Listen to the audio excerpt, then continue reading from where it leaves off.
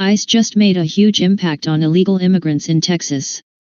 ICE conducted a 12-day operation in Texas that landed over 150 criminals off the streets. WashingtonExaminer.com reports, U.S. Immigration and Customs Enforcement officers arrested 153 illegal immigrants in Texas last month as part of standard targeted enforcement operations, according to a press release Monday.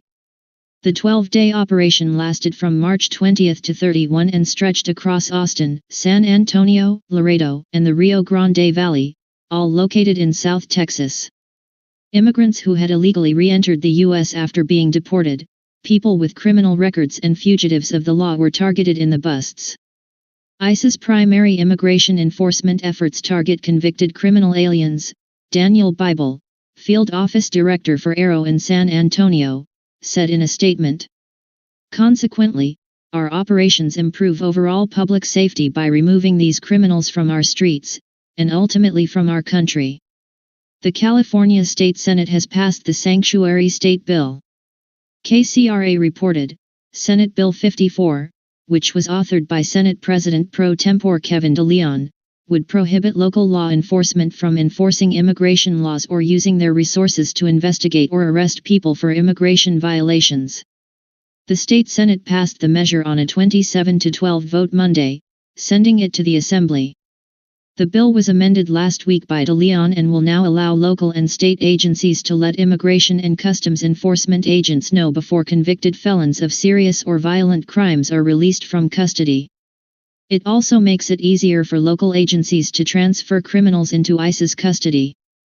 The changes to the bill also allow California law enforcement agencies to work with ICE task forces if the main purpose of the team is not immigration enforcement. Proponents said the bill rebukes President Donald Trump for his immigration crackdown.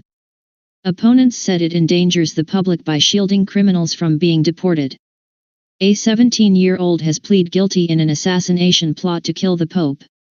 WashingtonExaminer.com reports, a 17-year-old boy from New Jersey on Monday pleaded guilty as an adult to one count of attempting to provide material support to a terrorist group for hiring a sniper to shoot the worldwide head of the Catholic Church. Santos Colon Jr. of Lindenwold, NJ, entered the plea before U.S. District Court Judge Noel L. Hillman in Camden Federal Court, according to a Justice Department press release issued Monday evening.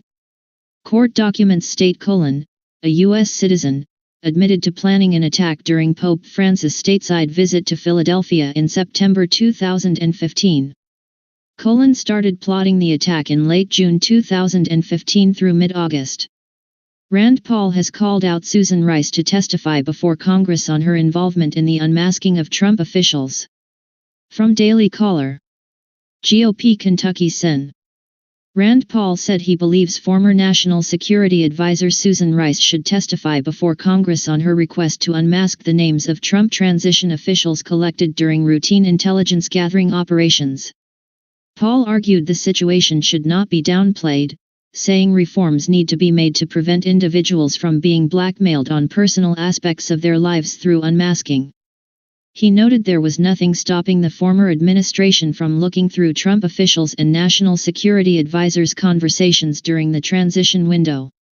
If it is allowed, we shouldn't be allowing it, but I don't think should just discount how big a deal it is that Susan Rice was looking at these, he told reporters Monday. And she needs to be asked, did President Obama ask her to do this?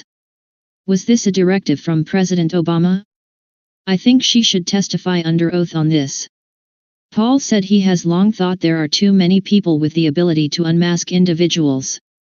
The law says you can't reverse target people, but how would you know that once you get inside the brain and the people that are unmasking people? Paul continued. So, what if I decided to unmask and I'm there and I only unmask the conversations of my Democrat opponents? Shouldn't there be more restrictions for unmasking people in the political process? Thank you for watching. Please subscribe and we will see you next time.